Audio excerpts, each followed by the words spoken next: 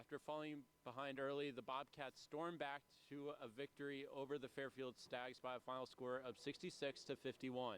Throughout the game,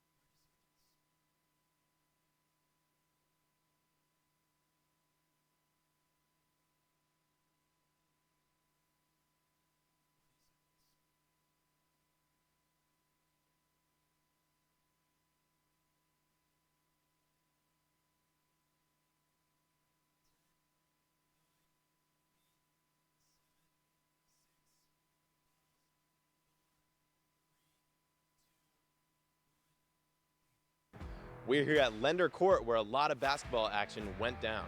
3 home games, including a nationally televised game on ESPNU against Fairfield. And 2 women's basketball home games against Ryder and Marist. The men's ice hockey winning its number 8 ranked team in the country, Harvard. All this and more as Sports Paws starts right now.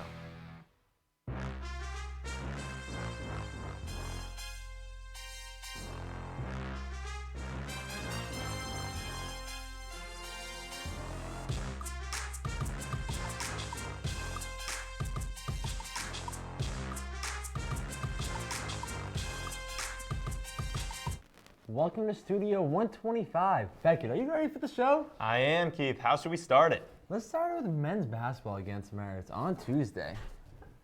Right into the highlight as Marist Red Foxes at the beginning of the 3-game homestand for Quinnipiac, and the game they honor Rich Enter, who is the MAAC commissioner who's retiring after the season. Into the first half, Marist dominated as Cam Farris hits the 3 to put the team up 11-3. And they keep this fire rolling as Noah Harris comes off his screen right here. And what else happens? A floater. And Marist goes up 34-20 with 5:38 remaining in the half.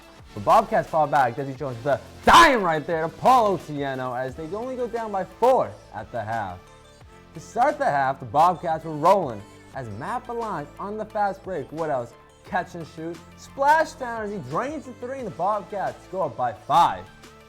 But they battle back, Marist right here, and Alexa Reyes gets a layup to tie it up at 7:49 remaining. And at the end of the game, Matt Belange needs a shot to go up by 5. What else? He drains it right here and gets a big-time bucket. But he's not done yet, because you know why? He has that clutch gene. He gets switched onto the best scorer for the team, Patrick Garner, the big man. Guess what happens? He's trying to clamp him up, and he does exactly that and forces a charge. And Bobcats move on to win this game 72-66. After taking down the Marist Red Foxes on Tuesday, the Bobcats took on the Fairfield Stags Friday on national TV. In front of a sold-out M&T Bank Arena rivalry matchup, nationally televised. Look at that crowd there. Let's jump right into it. First half, it's Desi Jones. He's going to find a cutting Taimu Chenery, who goes up for the reverse layup. Cannot get it to go, but Ike Nweke is there to clean that one up. Bobcats lead 18-8 early. Now, Matt Belange puts the dribble moves on Fairfield, but that is taken away. Belange does not give up on it, though. Look at the hustle. Chase down block from Matt Belange. Bobcats stay with it, get the stop as Courtright comes up with it. Now, Louis Courtright on the other end kicks it out. Tyrese Williams, who drains the 3. This game is tied 19-19. Taimu Chenery now. Isolation defense takes that one away, and Chenery goes up for the layup, gets it to go, and 1. Bobcats go into the half 26-21 lead. Now, jumping into that second half, it's Desi Jones leading the break.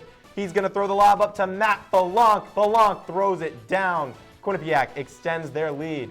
Desi Jones again. He's going to miss this one, but Matt Belange is there to clean that one up. Bobcats remain in front. Desi Jones gets into the paint. He's going to find the big man, Ike Nweke. Nweke puts the moves on the defender. Spin move, layup, right hand, gets it to go. Nweke led the way with 18 points. Nweke was not done there yet, though. As Louis Courtright goes up, he's going to miss that. Nweke cleans it up as the Bobcats defeat the Stags on national TV 66-51.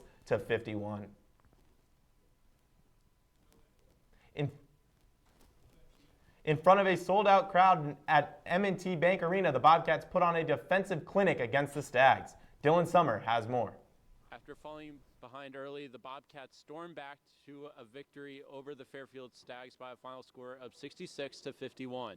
Throughout the game, it wasn't their offense that got the fans going. It was the defense, as there were blocks and charges flying throughout the game. J.J. Riggins was among the players that took the hit for the team. His teammate Ike Nweke took notice of that. Got a charge today, even though he was only in the game for I think 2 minutes at the time because he was coming off of foul trouble. But getting that charge, and then we come down and then we score, and then we go up by 10, and then we score 5 more times, and then we just keep building that run, and it started with that momentum play that he started for us. The Bobcats also shut down the Stags from deep, only allowing them to shoot 1 of 16. Head coach Baker Dunleavy believes that communication was key in that happening. You know, I think we did a really good job to limit the attempts of really good shooters and then obviously contest when they got them. Part of that was just how good our communication was out there. I thought our guys really talked out on the floor. Perhaps the biggest difference in the game, though, was how the Bobcats out-rebounded the Stags 41-29. Louis Courtright played a big part in that with getting 6 rebounds on the night. Rebounding was always a big part of me. I always wanted to be a great rebounder and, help my bigs, make sure they box out and I can come in and take some of their rebounds. But my all-around game is just overall good for the team because, we have that balance. It's just not just the bigs are getting rebounds, it's the guards coming in, the forwards. Bobcats defense now have another test upcoming in Mount St. Mary's on Sunday. Reporting for Q30 Sports, I'm Dylan Summer. Thank you, Dylan. The Bobcats look to extend the win streak yesterday against Mount St. Mary's. Let's get into the highlight. Right into it as Bobcats look to end this 3-game homestand successfully. And Matt Blanc, 19 points away from breaking 1,000 points. Keep that in mind. And jumping right into the first half, Blanc will get it going early as he connects from downtown to extend the Bobcats lead from 11 to 2. Then, Desi Jones follows it up with a deep 3 himself as the Bobcats are now up 18-4. The offense kept rolling as Louis Courtright would also join this scoring run with the spinning away from the defenders and hitting the mid-range floater. But Mount St. Mary's fought back from deficit behind the efforts of Jalen Benjamin, and he hits a 3 to cut the Bobcat lead to 1. Quinnipiac still remaining in front, 36-30 at half. Now heading into the second, it's Blanc who will strike again from deep, and this time he picks up the and 1 foul. However, Benjamin will continue to find success inside, making a tough floater to give the Mountaineers a 63-56 lead. With 3 minutes remaining, Blanc drives in and puts a shot up, and it falls. His 1,000th point in his Bobcat career. The basket would not be enough, though, as Mount St. Mary's Xavier Lipscomb fights for the layup inside to silence the crowd. The Bobcats will lose this one, 79-75. Just outside Studio 125 on our piazza set, we have Connor Core to discuss some of the most unsung heroes in the Bobcats 3-game homestand. Connor, what do you have for us? Yeah, thanks, Keith. 4 games in 7 days is tough for any team. And, in the home games that Quinnipiac played in against Marist, Fairfield, and Mount St. Mary's, there's a lot of guys who didn't really pack the stat sheet, but still had a huge impact on that game. So let's start right now with Marist. First off, you got to start with the big man, Paul. On paper, it only says he has 5 points, 5 rebounds, and 1 block. But there's a lot of things that he did, defensively especially, that made him so elite in that game. You talk about when 6'11" Patrick Gardner was, would be driving from the 3-point line. Paul would step out of the paint and be able to give Ike Nweke time to reset and give him more opportunities to play defense. Especially when guards, when they're being those ball screen situations, you would have guys who can't really shoot very well. But, can get to the rim, and Paultiano, with his length and his size, could really shut down those guys and force them into taking bad three-pointers. As you look into the nationally televised game, like you mentioned, Beckett, against Fairfield, and a guy who really stood out to me personally was Taimu Shinnery. He only played 19 minutes and only had 3 points and 5 rebounds. But, again, like I said, with Paultiano, a lot of defensive impact that he had throughout the game. He's known as a defensive stopper, and he really showed guarding all the main ball handlers throughout the entire game. And looking forward, one of the things really stood out to me the most is defensive rebounding. He had all 5 of his rebounds were defensive, and we didn't really get to see it in this game. But the 3 points that he had didn't come from behind the arc, but he has expanded that part of his game. Something to look forward to in the later parts of this season. Now, as we look at that third game on Sunday against Mount St. Mary's, one guy who really stood out to me, he padded the stat sheet quite a bit, but it's got to be Desi Jones. 15 points, 2 rebounds, and 2 assists in 36 minutes. He played a lot in that game especially, but I really want to harp on the free throw shooting. He shot 87% from the free throw line. The team hasn't really shot well from the line as a team, 65%. As you look into the next 4 games as well, he's going to have to play extremely well because they've played against 3 different guys for Siena, Niagara, and Ryder who are in the top 10 in scoring in the entire conference. So that's going to be big for them to make sure that, Desi Jones is playing not only good offensively, having those double-digit figures, but also, being able to play defensively along with Matt Blanc, Tyrese Williams, and Taimu Shinnery, like I mentioned. But make sure to look out for all these 3 guys heading to later parts of the MAAC season, and we'll send it back to you guys at the desk. Thank you, Connor. Now let's check out the updated MAAC basketball standings.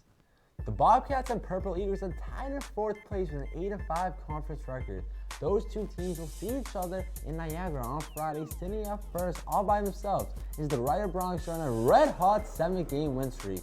The Bronx are slightly ahead of the Iona Gales and Siena Saints with a win over Quinnipiac.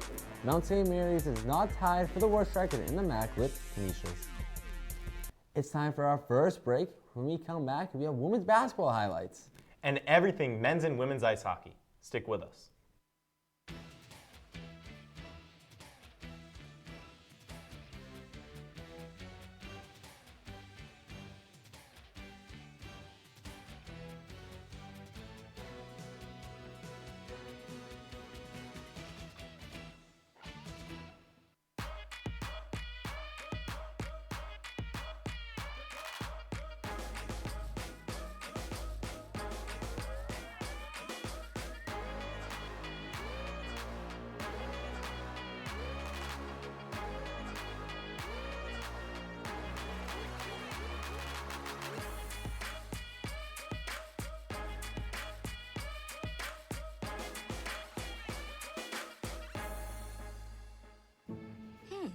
Maybe you can make retirement happen.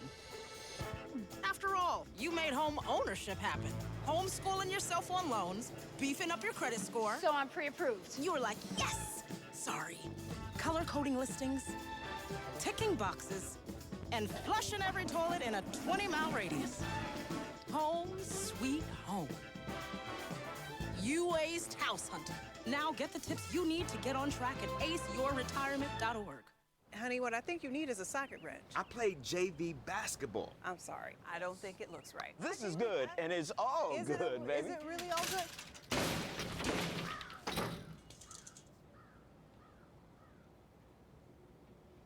If you love me enough to routinely test your handyman skills, not to mention the strength of your marriage, then of course you'll visit nhtsa.gov/therightseat to make sure I'm in the right car seat. I'm gonna call my dad. Type 2 diabetes can have a big impact on your life, but how can it be prevented? Well, the first step is knowing if you have prediabetes, a serious medical condition that puts you at high risk for type 2 diabetes. 1 in 3 American adults has prediabetes, but more than 80% don't know they have it. The good news is, prediabetes can be reversed, and for many people, healthy changes in their daily routine can make a big difference. Take the 1-minute risk test today at doihaveprediabetes.org. Welcome back to Sports Paws. The Quinnipiac women's basketball team took on Ryder in another MAAC home game. Let's roll the highlight. Ryder Bronx came to this game trying to upset the red-hot Quinnipiac Bobcats after a slow first 6 minutes. Let's see what the first quarter had in store. Rose Caverly swings it over Curtiera Haywood, who hits the 3, breaks the tie. Bobcats lead 8-5. But the first quarter was not done there. In the closing seconds of the first, it's Mackenzie Helms who drives to her left, looks around, and hits Michaela Morris to get the jumper to go. Bobcats up by 8. Second quarter of action now, it's Ella O'Donnell who finds Mary Baskerville underneath for the easy 2 points, right-handed layup there. Bobcats extend their lead 18-9. Now Riders' Amanda Mobley uses the screen, goes to her right, hits the jumper there, brings the game to 7. Quinnipiac 18-11 lead. Helms again, dishes to Haywood, fired up, that's an and one. Haywood gets it. Bobcats rolling 31-16 heading into the last 20 minutes. Ryder trying to claw back. It's Emily Strunk, does not think twice, lets it fly, gets it to go. Bronx slowly making their way back. Quinnipiac leads 36-24, but Grisdale sizes up the defender, drives, gets the and one to go. She eventually hit the free throw. Lead is now 10 for Quinnipiac heading into the fourth quarter. It's Jackie Grisdale. Drives across the paint, kicks it out, and finds Grace LaBarge, who knocks down the three, finished with 11 points on the day. Bobcats looking to close this one out. 49-34, just a few minutes left. Morris finds herself open for a mid-range jumper, and she sinks it. She would finish with 16 points. Quinnipiac leads 53-37. Bobcats push their winning streak to 5 by a final score of 59 and Ryder 42. The Fabry squad look to continue that momentum into their game on Saturday against the Red Foxes. Let's get right into the highlights. Bobcats will play host to the Marist Red Foxes with the 2013 NEC Championship team in attendance. They're looking for their 6th straight win in MAAC play, coming off that big time win we just saw against Ryder. Getting to the first quarter of action, Michaela Morris driving inside finds Jackie Grisdale on the way for the contested triple, and she makes that look easy. A few plays later, Grisdale intercepts Kiara Fisher and goes coast to coast with the lay. She finished with 10 points in the contest. Marist traded bucket for most of the first. Katie Cunningham drilling this one with the hand in her face. Bobcats up 18-11 in the first. On to the second we go. Rose Caverly puts the defense on skates and hits the three with a little of a lucky bounce. It's Caverly once again from the top of the key. She finds Morris on the lob for an easy bucket. Close out the second. Quinnipiac atop 35-25. Look at the ball movement here to start the third. Helms to Baskerville to Grace LaBarge for the corner tray, and it's good. Mackenzie Helms again with the playmaking, going over to Red Fox with the dime to Mary Baskerville for the easy lay. Quinnipiac starting to break this one open on top 55-35 into the fourth. Caverly lobs it to Baskerville, and the lead continues to grow. But how about LaBarge here? She's coming to own numbers, finishes off the glass.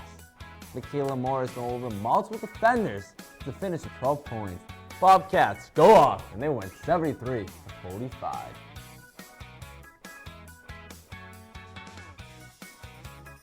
It was a gold rush reunion at Leonard Court as the Bobcats' 2013 NEC Championship team celebrated its 10-year anniversary. Bernie Braun-Levin has more on this story. Today we celebrated the 10th anniversary of the women's basketball team winning a conference game. Even though it's been 10 years, their impact on this team and legacy still lives on. It's just incredibly special. And I, was really insistent to have our family back to celebrate in a very intentional and intimate way last night, and it was awesome. And it was great to have now our alumni come back today, and it was great that we had our best performance, that our current Bobcats could showcase just their talents, their team, and make our alums so proud of what they're doing here this season. I think it meant everything today. Like Coach said, this game was really important to us.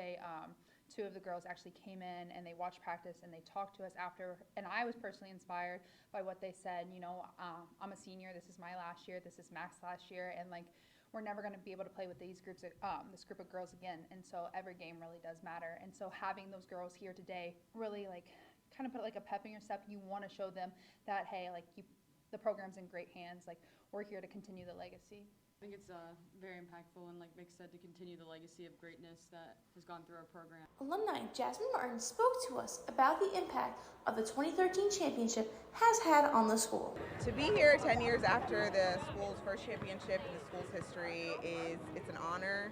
It's amazing to just look back in hindsight and see where we started to where we are now. There's been 5 championships in the school's history now, and it started with a group of girls who came in that coach believed in. You know, even the people who came before us paved the way, and we hope to continue paving the way for the future generations to come. So it's been an amazing opportunity. Since the first championship, the Quinnipiac Bobcats have added 5 more to their tally. The legacy of the first championship will always live on through the Bobcats and have an impact on the new legacies to come. With the recent success, let's take a look at the women's basketball standings. Sitting at number 2, that's the Quinnipiac Bobcats right here, down by 2 to Iona. Iona already got the Quinnipiac numbers in a few, but my surprise right here is Manhattan at 6 to 7. One of the best teams going into the preseason polls. Now they're at 7. 6 and 7 by Niagara, another good team in Fairfield at 3 and 4. Right now, Quinnipiac 10 and 3, 2 games behind Iona, and half a game ahead of Niagara. Switching from the court to the ice, the Bobcats men's hockey team took on their ECAC rival, the Harvard Crimson, in Cambridge this weekend. Let's roll the tape. We jump right into the first period here. Harvard versus Quinnipiac now late in the first period. The Bobcats are looking to get the first goal of the game. But as we see, Skylar Brindamore, he's going to miss the golden opportunity there. It's going to remain tied 0-0. Now, jumping into the second period, the Bobcats are on the power play early in the second, following a missed shot by Colin Graff. That's going to be Brindamore who pushes the puck past the Crimson netminder, gives Quinnipiac the early 1-0 lead over Harvard. Later in the second, the Crimson are looking to tie the game as they go on the power play, but the Bobcats' penalty kill proves to be too strong. They stop the offensive push. Now heading into the third, halfway through the final frame, Christoph Filion looks to increase the Bobcat lead as he rifles one through the 5-hole to double the lead to 2-0 Quinnipiac. Let's check out the replay. Filion threads the needle with the shot under the skate of the defender through the legs of the goaltender. 2-0 Bobcats. Now, later in the frame, CJ McGee is looking to get on the scorecard, but Gibson slams the door shut. Bobcats win 3-0. The Bobcats followed their win over Harvard by facing another ECAC competitor, the Dartmouth Big Green. Let's check out the result. The Bobcats defeated Dartmouth in a come-from-behind win by a final score of 4-2.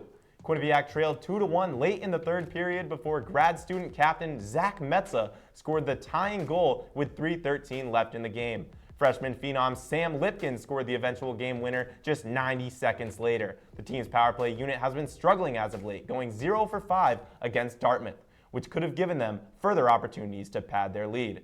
With this win, the Bobcats are now 1 win away from clinching a first-round bye in the ECAC tournament.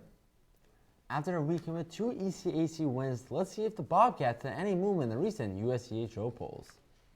Quinnipiac stays in the number 2 spot just behind Minnesota. Rand Pegnall's team at 6 first-place votes, with the Golden Gophers had 36 to Boston University at 8.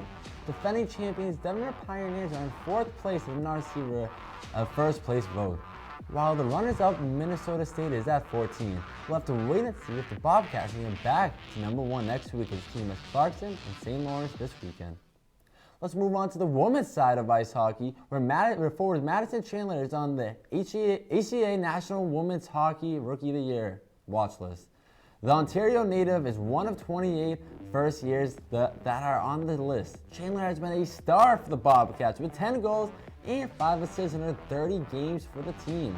There are 7 players in total from the ECAC that are on the watch list. At the end of the year, assistant coaches will vote for the winner. The award will be announced during the Frozen Four in March. The Quinnipiac women's hockey team was also in action this weekend, taking on the Dartmouth Big Green in Hanover, New Hampshire. Let's see how they did. The Bobcats defeated Dartmouth by a final score of 8-0. Quinnipiac outshot the Big Green 43-14 and won the face-off battle 34-19. It was sophomore forward Maya Labad who led the Bobcats with 4 points on 1 goal and 3 assists in the matchup. With the win, Quinnipiac improves to 25-5 on the year, standing at 15-3 in the ECAC, which is good for second place, trailing only the Yale Bulldogs, who are 16-1-1 in conference play so far. After defeating Dartmouth, let's see where the Bobcats placed in the USCHO poll. The Bobcats held steady at 6 in the USCHO poll, although Minnesota defeated Ohio State this past weekend there was still no movement in the top 8 of the poll. However, Yale is now 4 points behind Ohio State for the #1 ranking, as each team finished with 10 first-place votes. Yale is looking to be the first ECAC team to receive the #1 ranking in the USCHO since Cornell in 2020. We have one more break, but when we return, we have results from track and field. Plus preseason polls and top 5 plays. Keep it here on Sports Paws.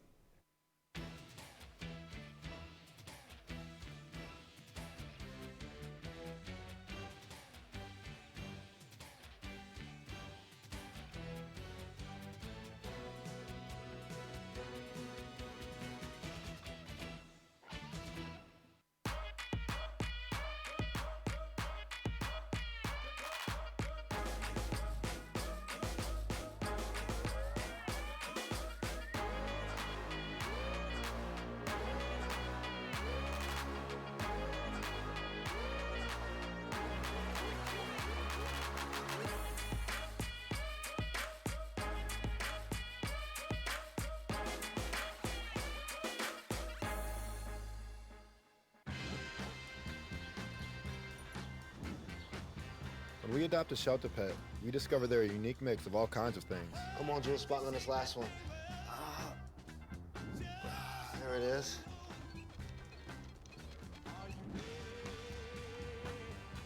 Keep going with it. Leo. They're a little bit of a lot of things, but they're all pure love. I know what you're thinking.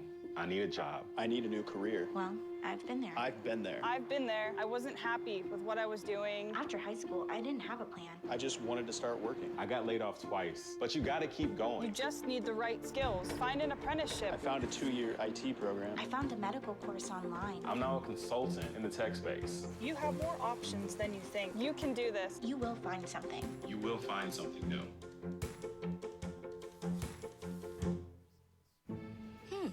Maybe you can make retirement happen. After all, you made home ownership happen. Homeschooling yourself on loans, beefing up your credit score. So I'm pre-approved. You were like, yes! Sorry. Color coding listings, ticking boxes, and flushing every toilet in a 20-mile radius. Home sweet home. You aced house hunting. Now get the tips you need to get on track at aceyourretirement.org. Welcome back to the final stretch of Sports Paws. Let's get right into track and field. The women's indoor track and field team traveled to Boston to compete in the English Championship. The team finished 3rd overall at 24 schools to finish with an invitational with 96 points. The highlight for the Bobcats had to be the distance medley relay team that finished 1st in their event, winning by just over 2 seconds. It was pretty much a close race for the first place spot between Holy Cross and UMass Hammers, but the lack of field in the sprint team saw the Bobcats fall to 3rd in the meet. The preseason NCAA coaches poll for acrobatic and tumbling came out today. The Bobcats acrobatic and tumbling team finished 4th with 401 votes. Bill had 32 of the 33 votes. First place votes, as Gannon had the lone one. In 3rd place was Azusa Pacific with 16 more votes than QU. The first match of the Bobcats is February 11th in Hamden. The MAAC Women's Golf preseason poll has been released. Let's see where the defending MAAC champions, Quinnipiac Bobcats, placed. The Bobcats finished 1st in the MAAC preseason poll, garnering 7 of 9 first-place votes. Quinnipiac was followed by Loyola Chicago, Albany, Dayton, and Fairfield to round out the top 5. Last year, the Bobcats had 4 top 5 team finishes, as well as finishing 2nd in both the Navy Invitational and the Quinnipiac Classic. Quinnipiac will open their season on February 20th at the Atlantic Invitational at the Indian Spring Country Club in Boynton Beach, Florida. Staying with the spring season, the Quinnipiac men's lacrosse team had 2 members named to the preseason All-MAAC team. Let's find out who they are. Midfielder Stephen Germain and faceoff specialist Dimitri George were both selected to the preseason All-MAAC team. George went 52.4% of his faceoffs in the 2022 season, including 55.1% in MAAC play. George was named MAAC Faceoff Specialist of the Year in each of the last 2 seasons. Germain was named to the All-MAAC first team last year after scoring 20 goals and tallying 6 assists. Germain recorded a point in all but 2 games last season. The 2023 MAAC preseason polls were released on Wednesday. The Bobcats are sitting at 6th place with 53 points. The reigning conference champions Marist Red Foxes are in first with 95 points, and Manhattan just behind at 93 points. Also ahead of Quinnipiac, Isiana, Mount St. Mary's, and Long Island University. Last season, Mason Paws' squad was in 4th place prior to the season. Keith, you know what time it is? It's top 5 time. Let me start this one up. Right into play number 5, kicking off the women's basketball versus Ryder. Bobcats trying to make something happen on the fast break right here, and who is it? C.T. Haywood grabs the rock and comes up with a big time layup. Bobcats win 72-66. Keith, let's go to play number 4. Stay with women's basketball. This time versus Marist's Jackie Grisdale picks up the turnover. She's off to the races. Another layup, one-handed. We see her go up with the right. Bobcats win 73-45. Play number 3, men's basketball versus Fairfield. The Stags in transition, but Matt Belongs gets that out of here. No good right there with the big time block. Look at it again. Oh my goodness, no way that's happening. Bobcats win that one. Keith, play number 2, men's ice versus Harvard. Here's an example of threading the needle. Christophe Filion picks up the puck and shoots on the forehand to beat Crimson 5-hole. Look at the precision of his wrister on this instant replay under the skate and past the goaltender. Bobcats win 3-0. Now on to play number 1 is Matt Belongs as he gets a big time milestone with 1,000 points right there. And the Bobcats lose big time achievement. Beckett, that was a great show. It sure was, but it's time to end for tonight. Be sure to stay up to date with all Quinnipiac sports content at Q30.com, and be sure to follow us on Twitter at Q30 Sports. For Beckett Calkins, I'm Keith Savage. Have a good night, Bobcats.